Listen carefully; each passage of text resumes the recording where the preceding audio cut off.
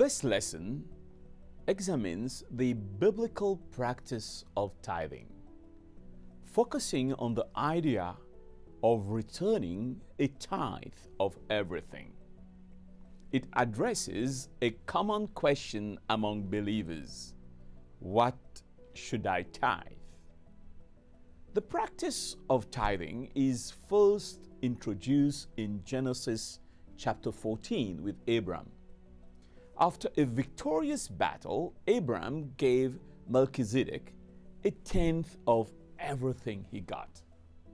Genesis 14 verse 20 states, Abram gave him a tenth of everything. The key word here is everything, meaning that Abram did not selectively tithe, but gave from all that he acquired. The spoils from this battle included food, goods, and possessions, showing that Abram's tithe was diverse and comprehensive in nature. Ellen G. White, in Counsels on Stewardship, encourages us to follow Abram's example by returning a tithe of everything we possess and receive. The second example comes from Jacob, Abram's grandson. In Genesis 28 verse 22, Jacob promises, "Of all that you gave me, I will give you a tenth." Jacob's commitment to tithe extended to all that he received, including grain, wages, livestock, silver, and possessions. Tithing from everything became a foundational practice for Israel. Jesus, later in Luke chapter 18 verse 11, spoke about the Jews as tithing from all. Leviticus 27, a major text about the practice of tithe, discusses tithing from the products of the land and livestock.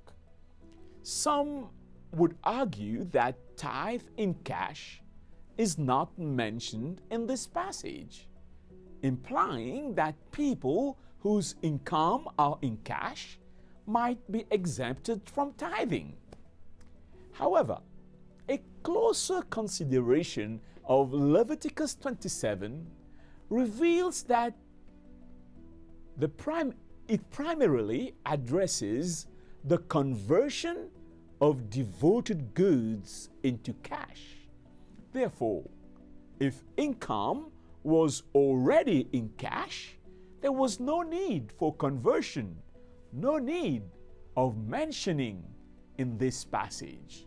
This explains why there is no mention of tithing in cash in Leviticus 27. The broader principle is clear. Tithing applies to all sources of income, whether from agriculture, business, teaching, or any other form of income.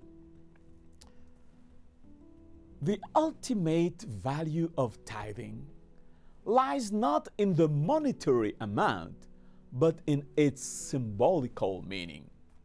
Tithing is a way of acknowledging God as the giver of all things. Ellen G. White writes, "The productions of the earth, the bountiful harvest, the treasures of gold and silver are His gifts." When we tithe, we declare that God is the true owner and provider of everything. A partial tithe, however, acknowledges God only as a partial giver, as a partial owner, potentially fostering pride, arrogance, and the idolatry of wealth. Recognizing God as the giver of all things encourages generosity, a heart for doing good, and a focus on eternity. In a world full of uncertainties, tithing builds trust in God, offering peace of mind. Returning a tithe of everything is an expression of trust in God as the giver of all. It reflects our dependence on Him and our participation in His eternal purposes. Through tithing, God's people honor Him and acknowledge His sovereignty over every aspect of their lives.